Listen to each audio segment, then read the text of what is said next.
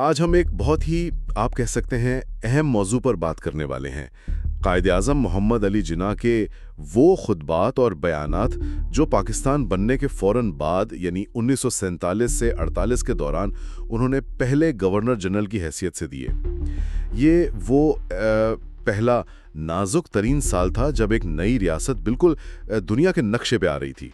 ہمارے پاس جو بنیادی ماخذ ہے وہ حکومت پاکستان کی ایک کتاب ہے، Quaid Azam Muhammad Ali Jinnah speeches and statements as governor general of Pakistan 1947-48۔ اس میں سبھی کچھ ہے، تقریریں، پریس کانفرنسز، پیغامات، انٹرویوز۔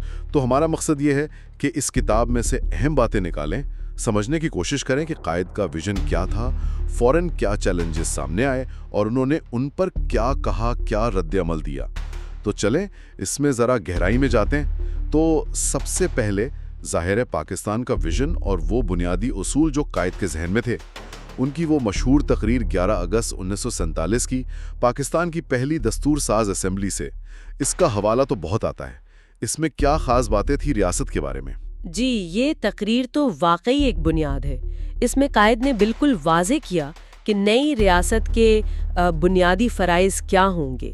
سب سے پہلا امن و امان قائم کرنا، لازمی بات ہے۔ بالکل۔ اور دوسرا بڑا فرض تمام شہریوں کی جان، مال اور ان کے مذہبی عقائد کا تحفظ کرنا۔ اور یہ بات اہم ہے کہ انہوں نے کہا تمام شہری، چاہے ان کا تعلق کسی بھی کمیونٹی سے ہو۔ یہ اس وقت کہنا جب اتنا انتشار تھا بہت بڑی بات تھی۔ بالکل، اور اسی تقریر میں انہوں نے کچھ سماجی برائیوں کا بھی ذکر کیا تھا، ہے نا؟ جی ہاں، اور بہت سخت الفاظ میں۔ انہوں نے رشوت ستانی اور بلیک مارکیٹنگ یعنی چور بازاری کو انہوں نے زہر کہا تھا۔ زہر؟ جی، اور کہا کہ ان لعنتوں سے آہنی ہاتھوں سے نمٹنا ہوگا۔ تو یہ شروع سے ہی ظاہر کرتا ہے کہ وہ صرف سیاسی آزادی نہیں بلکہ ایک صاف ستھرا منصفانہ نظام، ایک با اخلاق معاشرہ چاہتے تھے جہاں قانون کی حکمرانی ہو۔ اچھا، تو ریاست کے فرائض، سماجی برائیوں کا خاتمہ۔ اس کے بعد ایک اور موضوع جو ان کے بیانات میں بار بار آتا ہے وہ ہے اقلیتوں کا معاملہ۔ 11 اگست کی تقریر میں جو کہا وہ تو آج تک دہرایا جاتا ہے۔ اس کی کیا اہمیت تھی؟ اس کی اہمیت تو بنیادی ہے۔ اسی 11 اگست کی تقریر میں وہ تاریخی الفاظ ہیں جنہیں اکثر پاکستان کے آپ کہیں سیکولر یا کم از کم مذہبی طور پر غیر جانبدار ہونے کے تصور کی بنیاد سمجھا جاتا ہے۔ انہوں نے کہا آپ آزاد ہیں، آپ اپنے مندروں میں جانے کے لیے آزاد ہیں، آپ اپنے مساجد میں جانے کے لیے آزاد ہیں، یا پاکستان کی اس ریاست میں کسی بھی دوسری عبادت گاہ میں جانے کے لیے آزاد ہیں۔ جی، آپ کا تعلق کسی بھی مذہب، ذات یا عقیدے سے ہو سکتا ہے، اس کا ریاست کے معاملات سے کوئی تعلق نہیں ہے۔ یہ بہت بہت اہم بیان تھا۔ اس کا ریاست کے معاملات سے کوئی تعلق نہیں ہے۔ یہ الفاظ واقعی بہت وزن رکھتے ہیں۔ کیا یہ صرف اسی ایک تقریر میں تھا یا انہوں نے یہ بات دہرائی بھی؟ نہیں، انہوں نے اس بات کو بار بار دہرایا، جس سے پتہ چلتا ہے کہ یہ ان کے ویژن کا ایک مرکزی نقطہ تھا۔ مثال کے طور پر پاکستان بننے سے بھی پہلے 14 جولائی 1947 کو نئی دہلی میں پریس کانفرنس ہوئی تھی۔ اچھا، اس میں انہوں نے واضح یقین دہانی کرائی کہ پاکستان میں اقلیتوں کو ان کے مذہب، عقیدے، جان، مال، ثقافت سب کا مکمل تحفظ حاصل ہوگا۔ پھر پاکستان بننے کے بعد 30 اکتوبر 1947 کو لاہور میں ریڈیو پاکستان سے خطاب کیا۔ جی، اس میں انہوں نے اقلیتوں کے تحفظ کو ریاست کی مقدس ذمہ داری قرار دیا۔ ان کا فلسفہ صاف تھا، شہری ریاست کے وفادار رہیں اور ریاست بلا تفریق سب کے حقوق کا تحفظ کرے۔ یہ بہت واضح بات ہے۔ اچھا، اسی سے جڑا ایک سوال جو اکثر اٹھتا ہے تھیوکریسی کا، یعنی ایک مذہبی ریاست۔ کیا پاکستان کو ایک مذہبی ریاست بننا تھا؟ اس پر ان کے کیا خیالات تھے، خاص طور پہ ان شروع کے بیانات میں؟ یہ سوال ان سے براہ راست پوچھا بھی گیا تھا اور جواب بہت ہی واضح تھا۔ وہی 14 جولائی 1947 کی پریس کانفرنس۔ جی، جب ان سے پوچھا گیا کہ کیا پاکستان تھیوکریٹک ریاست ہوگا تو انہوں نے صرف انکار نہیں کیا بلکہ یہ تک کہہ دیا کہ وہ تھیوکریسی کا مطلب ہی نہیں سمجھتی ہیں؟ یہ تو بڑی دلچسپ بات ہے، مطلب ہی نہیں سمجھتے۔ یہ شاید زور دینے کا ایک انداز تھا کہ ان کے ذہن میں ریاست کا تصور کتنا الگ تھا۔ بالکل، ایک طرح سے شاید وہ اس بحث کو ہی ختم کرنا چاہتی تھیں۔ انہوں نے مزید وضاحت کی کہ پاکستان ہرگز تھیوکریٹک ریاست نہیں ہوگا، جہاں ان کے الفاظ میں پادری یا ملا حکومت چلائے۔ اچھا، البتہ انہوں نے یہ ضرور کہا کہ ریاست کے اصول اسلامی ہوں گے، یعنی سماجی انصاف، مساوات، منصفانہ رویہ۔ وہ مذہب کو ایک ذاتی عقیدے کا معاملہ سمجھتی تھی، نہ کہ ریاستی جبر کا کوئی آلہ۔ ٹھیک۔ پھر 25 جنوری 1948 کو کراچی بار ایسوسی ایشن سے خطاب کیا۔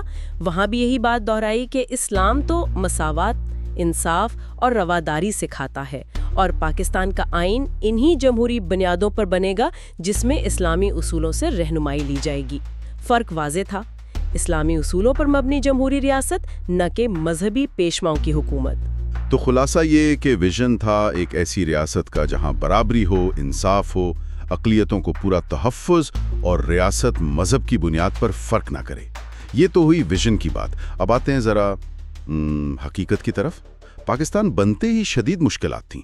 ان ابتدائی چیلنجز میں سب سے بڑا شاید مہاجرین کا بحران تھا۔ لاکھوں لوگ آ رہے تھے سب کچھ لٹا کر۔ یہ ذرائع کیا بتاتے ہیں سلمیہ اور قائد کے رد عمل پر؟ جی، یہ واقعی ایک قیامت جیسی صورتحال تھی۔ ایک بہت بڑا انسانی المیہ تو تھا ہی، ساتھ میں ایک انتظامی چیلنج جس کا تصور کرنا مشکل ہے۔ قائد اعظم خود ذاتی طور پر اس سے شدید متاثر تھے، دکھی تھے۔ ان کے بیانات سے یہ بات بالکل ظاہر ہے۔ 12 سپٹمبر 1947 کو انہوں نے قوم سے اپیل کی، قائد اعظم ریلیف فنڈ قائم کرنے کی۔ اس اپیل میں مشرقی پنجاب، دہلی اور دوسرے علاقوں میں مسلمانوں پر جو تشدد ہوا، جو ان کی تکلیفیں تھیں، اس پر انہوں نے گہرے دکھ اور افسوس کا اظہار کیا۔ یہ صرف رسمی الفاظ نہیں تھے، ان میں واقعی ایک درد تھا۔ صرف افسوس تو نہیں کیا ہوگا، یقیناً کچھ عملی اقدامات کا بھی کہا ہوگا۔ بالکل، انہوں نے حکومت اور عوام دونوں پر زور دیا کہ وہ ان بے گھر، لٹے پٹے لوگوں کی بحالی کے لیے اپنی پوری طاقت، سارے وسائل لگا دیں۔ انہوں نے کہا کہ یہ ہماری ذمہ داری ہے کہ ہم ان کی مدد کریں جنہوں نے پاکستان کے لیے اتنی قربانیاں دی ہیں۔ یہ ریلیف فنڈ اسی لیے تھا تاکہ منظم طریقے سے مدد پہنچائی جا سکے۔ وہ چاہتے تھے یہ ایک قومی کوشش ہو، صرف حکومت کی نہیں۔ اس وقت ماحول بہت جذباتی تھا، تشدد تو سرحد کے دونوں طرف ہو رہا تھا۔ کیا قائد کے بیانات میں کہیں انتقام یا بدلے کی کوئی بات ملتی ہے، خاص طور پر جب ادھر سے مسلمانوں پر ظلم کی خبریں آ رہی تھیں؟ یہ بہت اہم سوال ہے، اور ان کے بیانات اس معاملے میں بالکل واضح اور دو ٹوک ہیں۔ انہوں نے سختی سے انتقامی کارروائیوں کی نہ صرف حوصلہ شکنی کی بلکہ انہیں رد کیا۔ مثال کے طور پر 24 اگست 1947 کو جب مشرقی پنجاب سے مسلمانوں پر شدید ظلم کی خبریں آ رہی تھیں اور یہاں ظاہر غصہ تھا، جی بالکل، تب بھی انہوں نے ایک بیان میں مسلمانوں کو پرزور تلقین کی کہ وہ تحمل رکھیں اور قانون کو اپنے ہاتھ میں نہ لیں۔ انہوں نے کہا کہ ایسے کاموں سے پاکستان کی بدنامی ہوگی۔ یعنی غصے کے باوجود قانون کی پاسداری پر زور۔ بالکل، اور یہ صرف ایک دفعہ نہیں کہا۔ 17 ستمبر 1947 کو خیبر ایجنسی کے قبائل کے نام پیغام بھیجا۔ اس میں صاف کہا کہ انتقام لینا اسلامی تعلیمات کے بھی خلاف ہے اور اس سے کوئی فائدہ نہیں ہوگا۔ صحیح۔ پھر 8 اکتوبر 1947 کو دہرایا کہ ہمارا مذہب ہمیں انتقام یا بدلہ لینے کی اجازت نہیں دیتا، بلکہ اقلیتوں کی حفاظت کا حکم دیتا ہے۔ یہ ان کی اصول پسندی کو ظاہر کرتا ہے کہ اتنے مشکل اور اتنے جذباتی حالات میں بھی وہ قانون کے حکمرانی اور انسانی اقدار پر قائم رہے۔ یہ واقعی لیڈرشپ کی نشانی ہے۔ اچھا، اب ایک نئی ریاست کو چلانے کے لیے انتظامی ڈھانچہ بھی چاہیے تھا، سرکاری ملازمین بھی۔ اس حوالے سے قائد کی کیا ہدایات تھیں، خاص طور پر اس پس منظر میں کہ یہ افسران زیادہ تر تو برطانوی راج کے تربیت یافتہ تھے؟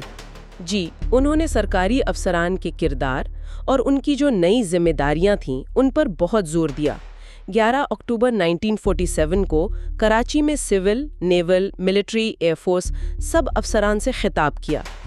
اس میں کہا کہ بھائی پاکستان بن گیا ہے، یہ حقیقت ہے، اب مرحلہ ہے اسے بنانے کا، تعمیر کرنے کا، اور اس کے لیے لگن چاہیے، بے لوث خدمت چاہیے، فرض شناسی چاہیے۔ یہ ایک طرح سے ان کی توقعات تھی نئی ریاست کے لیے۔ اور کیا انہوں نے خاص طور پر افسر شاہی کے رویے پر کچھ کہا جو برطانوی دور میں حکمران سمجھے جاتے تھے؟ جی ہاں، اور یہ بہت اہم ہے۔ 14 اپریل 1948 کو پشاور میں سرکاری افسران سے ایک بہت تفصیلی، بہت اہم گفتگو کی۔ اس میں انہوں نے بالکل صاف لفظوں میں کہا، آپ عوام کے خادم ہیں، حکمران نہیں۔ یہ تو بہت بڑی بات ہے۔ جی، یہ ذہنیت میں ایک پوری تبدیلی کا مطالبہ تھا۔ انہوں نے کہا کہ لوگوں سے تکبر سے پیش نہ آئیں بلکہ ہمدردی سے، مدد کے جذبے سے پیش آئیں۔ اسی تقریر میں انہوں نے سرکاری ملازمین کو سختی سے کہا کہ سیاست سے دور رہیں، مکمل طور پر غیر جانبدار رہیں۔ جی، کہا کہ آپ کا کام کسی سیاسی پارٹی کا نہیں بلکہ اس حکومت کی وفاداری سے خدمت کرنا ہے جو آئین کے مطابق بنے۔ کسی دباؤ میں نہ آئیں، میرٹ پر کام کریں۔ اور یہاں بھی انہوں نے پھر رشوت، اقربا پروری، بدعنوانی، ان کو جڑ سے اکھاڑنے کی ضرورت پر زور دیا۔ یہ باتیں ان کی تقریروں میں بار بار آتی ہیں۔ تو بنیادی طور پر ایک غیر سیاسی، عوام کی خدمت کرنے والی اور صاف شفاف سول سروس کا تصور تھا۔ اچھا، یہ تو ہوئے انتظامی چیلنجز۔ ایک اور خطرہ جس کا ذکر ملتا ہے ان تقاریر میں وہ اندرونی اختلافات کا تھا، خاص طور پر صوبائیت۔ اس پر ان کی کیا تشویش تھی؟ یہ ایک ایسا مسئلہ تھا جس پر قائد بہت زیادہ فکر مند نظر آتی ہیں، خاص طور پر جب انہوں نے مارچ 1948 میں مشرقی پاکستان کا دورہ کیا، جو اس وقت مشرقی بنگال تھا۔ 21 مارچ 1948 کو ڈھاکہ میں ایک بہت بڑا جلسہ ہوا۔ جی، اس سے خطاب کرتے ہوئے انہوں نے صوبائیت کو ایک زہر کہا جو پاکستان کی جڑوں کو کھوکھلا کر سکتا ہے۔ انہوں نے لوگوں سے بہت زور دے کے اپیل کی کہ خود کو بنگالی، پنجابی، سندھی، پٹھان یا بلوچی سمجھنے سے پہلے پاکستانی سمجھیں۔ انہوں نے اس کی وجہ کیا بتائی؟ یہ اتنا خطرناک کیوں تھا ان کے خیال میں؟ انہوں نے صاف صاف خبردار کیا کہ پاکستان کے دشمن ملک کو کمزور کرنے کے لیے ان لسانی اور صوبائی تعصبات کو ہوا دے رہے ہیں۔ ان کا خیال تھا کہ یہ باہر کی سازشوں کا ایک آلہ بن سکتا ہے۔ اسی تقریر میں انہوں نے اپنا مشہور نعرہ ایمان، اتحاد، تنظیم دہرایا اور کہا کہ اتحاد ہی ہماری سب سے بڑی طاقت ہے۔ وہ سمجھتی تھی کہ اگر ہم اندر سے بٹ گئے تو باہر کے خطرات کا مقابلہ نہیں کر پائیں گے۔ اسی ڈھاکہ والی تقریر میں زبان کا مسئلہ بھی آیا تھا، جو مشرقی پاکستان میں ایک بہت ہی حساس موضوع بن رہا تھا۔ اس پر ان کا کیا موقف تھا؟ جی ہاں، زبان کے مسئلے پر بھی انہوں نے کھول کر بات کی۔ انہوں نے اردو کو قومی زبان بنانے کا جو ان کا پہلے کا موقف تھا اسی کو دہرایا۔ اچھا، ان کی دلیل یہ تھی کہ ایک ملک کو جوڑ کر رکھنے کے لیے مختلف صوبوں کے لوگوں کے بیچ رابطے کے لیے ایک مشترکہ سرکاری زبان ضروری ہے۔ ان کا خیال تھا کہ تاریخ میں کوئی مثال نہیں ملتی کہ ایک مضبوط قوم بغیر ایک مشترکہ سرکاری زبان کے قائم رہی ہو۔ لیکن کیا انہوں نے بنگالی زبان کی اہمیت کو بالکل ہی نظر انداز کر دیا؟ نہیں، ایسا نہیں ہے۔ انہوں نے یہ بھی واضح کیا کہ یہ فیصلہ کہ صوبے کے اندر کون سی زبان استعمال ہوگی یہ صوبے کے لوگ اور ان کے نمائندے کریں گے، یعنی صوبائی زبان کا فیصلہ صوبائی سطح پر ہوگا۔ ٹھیک ہے، لیکن قومی سطح پر رابطے کے لیے ان کے خیال میں اردو ہی مناسب تھی۔ یہ ایک پیچیدہ مسئلہ تھا جس کے اثرات بعد میں بہت گہرے ہوئے، لیکن ان کی تقریر اس وقت کی صورتحال اور ان کی سوچ بتاتی ہے کہ وہ اتحاد کو کتنی زیادہ اہمیت دیتی تھیں۔ یہ واقعی بہت سارے چیلنجز تھے ایک ساتھ، مہاجرین، انتظامیہ، اندرونی اتحاد، پھر یہ زبان کا مسئلہ۔ اب ذرا عالمی منظرنامے کی طرف آتے ہیں۔ ایک نئی ریاست کے طور پر پاکستان کی خارجہ پالیسی، دنیا کے دوسرے ملکوں سے تعلقات، اس حوالے سے قائد اعظم کا کیا ویژن تھا؟ خاص طور پر اپنے پڑوسی ہندوستان کے ساتھ تعلقات پر ان کا کیا موقف تھا؟ ان کی خارجہ پالیسی کا بنیادی اصول تھا امن، دوستی اور برابری کی سطح پر تعلقات۔ 14 جولائی 1947 کی پریس کانفرنس میں ہی پاکستان بننے سے پہلے انہوں نے کہہ دیا تھا کہ ہماری خارجہ پالیسی تمام قوموں کے لیے دوستانہ ہوگی، خیر سگالی پر مبنی ہوگی۔ وہ کسی ملک کے خلاف جارحانہ عزائم نہیں رکھتی تھیں۔ اور ہندوستان کے بارے میں کیا خیال تھا، جس سے ابھی علیحدگی ہوئی تھی؟ تعلقات بہت کشیدہ تھے۔ ہندوستان کے حوالے سے ان کا موقف بڑا حقیقت پسندانہ تھا۔ 25 اکتوبر 1947 کو رائٹرز کو انٹرویو دیا۔ جی، اس میں انہوں نے ہندوستان کے ساتھ پرامن اور دوستانہ تعلقات کی خواہش ظاہر کی۔ وہ ماضی کی تلخیوں کو بھلانا چاہتی تھیں، لیکن ساتھ ہی انہوں نے یہ بالکل واضح کر دیا کہ پاکستان اپنی خود مختاری اور آزادی پر کوئی سمجھوتا نہیں کرے گا۔ بالکل۔ انہوں نے کہا کہ پاکستان ہندوستان کے ساتھ کسی ایسے اتحاد یا فیڈریشن میں شامل نہیں ہوگا جو اسے کمتر حیثیت دے۔ وہ برابری کی بنیاد پر تعلقات چاہتی تھیں، محکوم کی حیثیت سے نہیں۔ 11 مارچ 1948 کو ایک سوئس صحافی کو انٹرویو دیا، اس میں بھی یہی بات دہرائی کہ ہندوستان کو پاکستان کی حقیقت تسلیم کرنی چاہیے اور اس کے ساتھ برابری کی سطح پر معاملات طے کرنے چاہیے۔ یہ تو ہوئی ہندوستان کی بات۔ باقی اہم ممالک جیسے امریکہ، برطانیہ، مسلم دنیا، دوسرے پڑوسی، ان کے بارے میں کیا خیالات تھے جو ان بیانات سے پتہ چلتے ہیں؟ وہ سبھی ممالک سے اچھے تعلقات چاہتی تھیں۔ جب 26 فروری 1948 کو پاکستان میں پہلے امریکی سفیر نے اپنی اسناد پیش کیں تو قائد نے امریکہ سے دوستی کا خیر مقدم کیا اور جمہوری اقدار کے اشتراک کا ذکر کیا۔ امید ظاہر کی کہ دونوں ملک مل کر عالمی امن اور خوشحالی کے لیے کام کریں گے۔ ٹھیک۔ برطانیہ اور دولت مشترکہ کے حوالے سے رویہ تھوڑا محتاط تھا۔ 19 دسمبر 1947 کو بی بی سی کو انٹرویو دیا۔ اس میں کہا کہ پاکستان کی دستور ساز اسمبلی فیصلہ کرے گی کہ دولت مشترکہ میں رہنا ہے یا نہیں۔ اچھا۔ لیکن اسی انٹرویو میں انہوں نے برطانوی حکومت پر تنقید بھی کی۔ کشمیر اور جوناگڑھ جیسے معاملات میں ہندوستان کی طرفداری کرنے اور غیر جانبدار نہ رہنے پر۔ وہ تعلقات تو چاہتے تھے مگر برابری اور انصاف کی بنیاد پر۔ اور مسلم دنیا، اس کے ساتھ تعلقات کی کیا نوعیت تھی ان کے نزدیک؟ مسلم دنیا کے ساتھ تعلقات تو ظاہر ہے ان کے لیے خاص اہمیت رکھتے تھے۔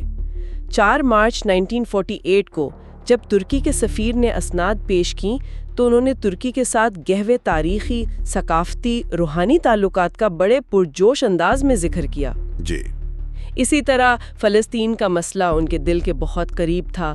24 دسمبر 1947 کو یمن کے بادشاہ کے نام ٹیلی گرام بھیجا۔ اس میں اقوام متحدہ کی تقسیم فلسطین کی قرارداد کو سخت غیر منصفانہ، غیر قانونی اور ظالمانہ قرار دیا اور عربوں کی مکمل حمایت کا یقین دلایا۔ افغانستان کے ساتھ بھی 3 دسمبر 1947 کو جب افغان سفیر نے اسناد وصول کیں تو قریبی برادرانہ اور دوستانہ تعلقات کی خواہش ظاہر کی۔ تو اگر ہم ان تمام خطبات اور بیانات کا جو اس کتاب میں ہیں ایک مجموعی جائزہ لیں تو ان سے ہمیں قائد اعظم کی شخصیت، ان کی سوچ اور اس پہلے نازک سال کی صورتحال کے بارے میں کیا اہم باتیں پتہ چلتی ہیں؟ اس سب کا نچوڑ کیا ہے؟ یہ جو دستاویزات ہیں جو تقریباً ان کی گورنر جنرل شپ کے پہلے سال پر محیط ہے، اگست 47 سے سپٹمبر 48 تک، یہ کئی اہم پہلو روشن کرتی ہیں۔ پہلا تو یہ کہ قائد اعظم کا ویژن بالکل صاف تھا۔ وہ پاکستان کو ایک جدید، جمہوری اور فلاحی ریاست بنانا چاہتی تھیں۔ جی۔ جہاں قانون کی حکمرانی ہو، تمام شہریوں کو چاہے ان کا مذہب یا عقیدہ کچھ بھی ہو، برابر کے حقوق اور مواقع ملے اور خاص طور پر اقلیتوں کو مکمل تحفظ حاصل ہو۔ وہ تھیوکریسی کے سخت خلاف تھیں۔ دوسرا، انہیں پاکستان کو جو فوری اور سنگین چیلنجز درپیش تھے ان کا پورا احساس تھا۔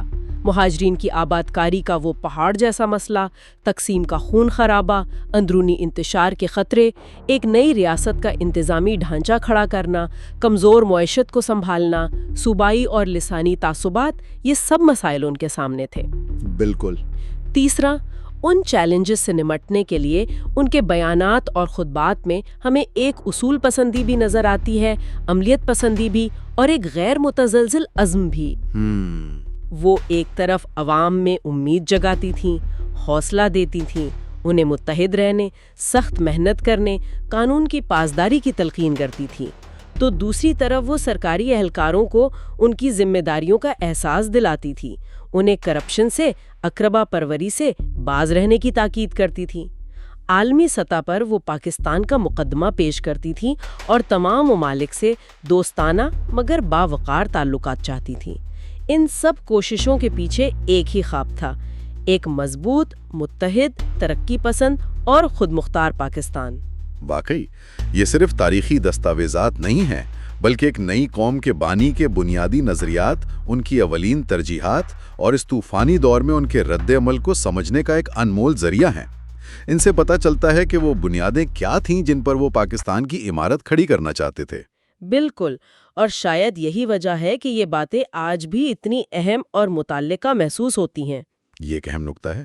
جی، قائد اعظم نے بار بار جن اصولوں پر اتنا زیادہ زور دیا، قانون کی بالادستی، آئینی اور جمہوری طریقے، میرٹ، سرکاری اہلکاروں کی غیر جانبداری اور عوام کی خدمت کا جذبہ، مذہبی رواداری اور اقلیتوں کا تحفظ، اتحاد اور اندرونی سازشوں سے بچنا، آج کے دور میں یہ سوچنے کی بات ہے کہ ان میں سے کون سے اصول، کون سی تعلیمات ایسی ہیں جو پاکستان کی موجودہ ترقی اور استحکام کے لیے آج بھی اتنی ہی ضروری ہیں جتنی 1947-48 میں تھیں۔